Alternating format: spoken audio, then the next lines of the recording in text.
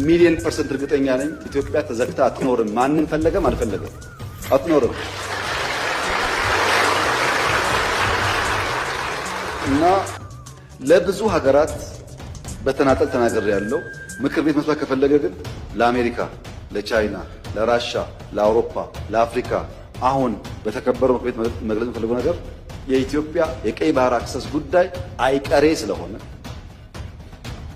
ቅድሚያ የሚሰጠው ሰላምና ንግግር ስለሆነ እባካችሁን ሸምግሉንና መፍትሄ አምጡልን።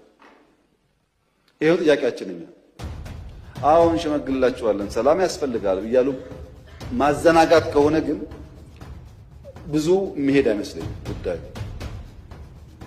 አይመስለኝም። ሚሊዮን ፐርሰንት እርግጠኛ ነኝ ኢትዮጵያ ተዘግታ አትኖርም። ማንም ፈለገም አልፈለገም አትኖርም። እና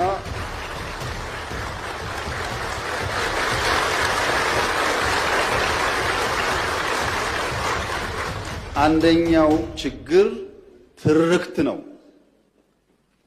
የማይገባቸውን ሕግ የማይፈቅድላቸውን እንደዚህ የማያደርግላቸውን ጠየቁ። የትኛው ሕግ ከወሰደው በኋላ ነው የጠየቅነው? ትርክቱ መፈተሽ ያስፈልጋል። ሁለተኛው ኢትዮጵያ ካደገች ብሎ የሚሰጉ ሰዎች ደግሞ አሉ። ሀገራት ኢትዮጵያ ኦልሬዲ ትልቅ ናት እኮ።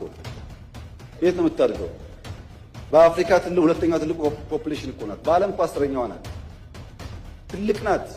በነገራችን ላይ በየዓመቱ ኢትዮጵያ 3 ሚሊዮን ሰው ገደማ ትጨምራለች። በየዓመቱ አንዳንድ ኤርትራ ትጨምራለች።